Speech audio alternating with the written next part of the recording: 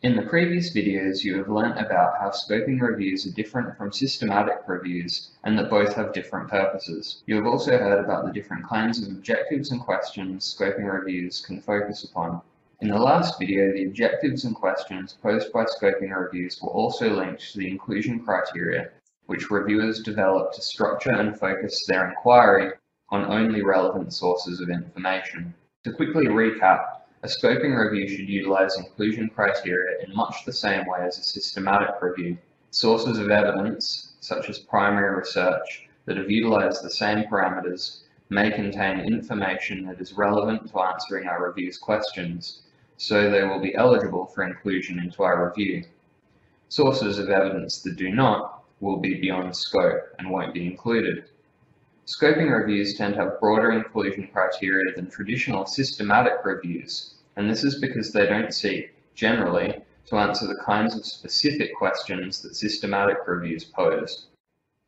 A basic framework for scoping review inclusion criteria, or the PCC, was first put forward in 2015 in the JBI methodology for scoping reviews. PCC stands for Population, Concept, and Context. In the last video, we discussed how not all scoping reviews will incorporate each element of the PCC, and that by adding more elements, for example, specifying particular populations or contexts, we are refining our question along with narrowing the inclusion criteria. Beyond these inclusion criteria, there are also other factors that can impact upon the sources of evidence that are included in the scoping review. The type of evidence is one. Because of the kinds of questions scoping reviews pose, there is less of a necessity to include only certain types of evidence.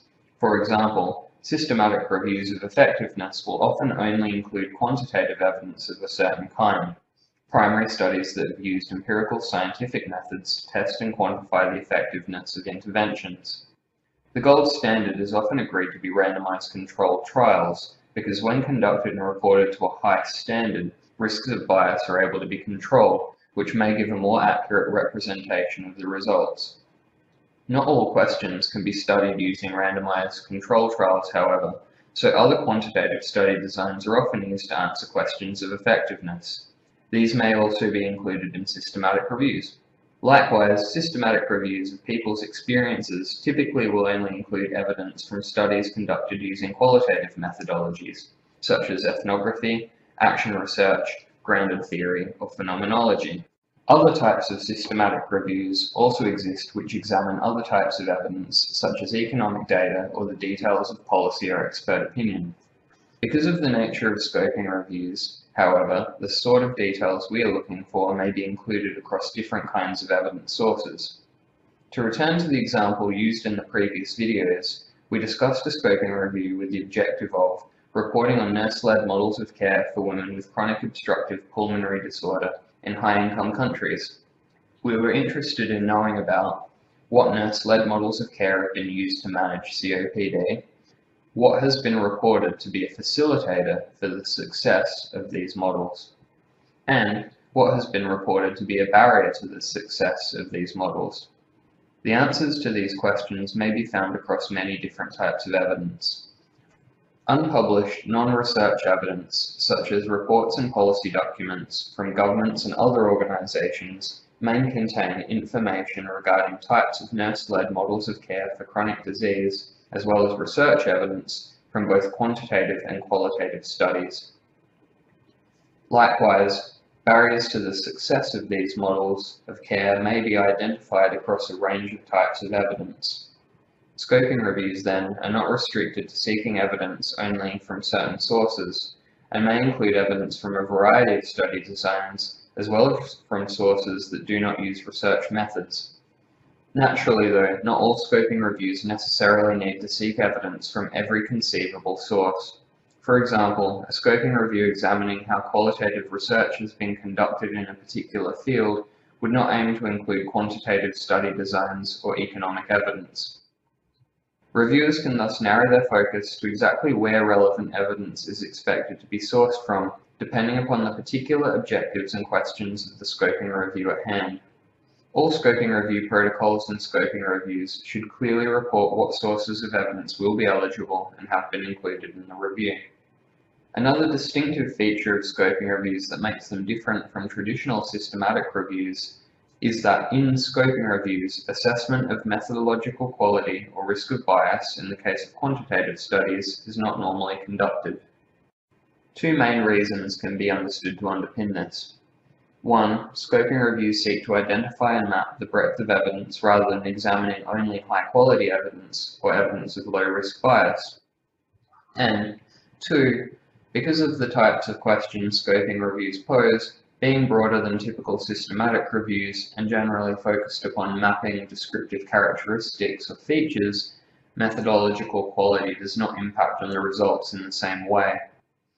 For example, a systematic review conducted to identify the most effective treatment for a particular condition would seek to develop recommendations for clinical practice based upon the best evidence, where low-quality evidence may change or skew the results.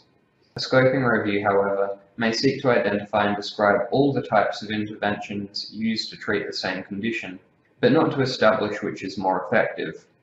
Even studies of lower methodological quality will still provide descriptive details regarding the interventions themselves, and the influence or the bias or the methodological rigor of the research will not impact significantly upon this, or at all.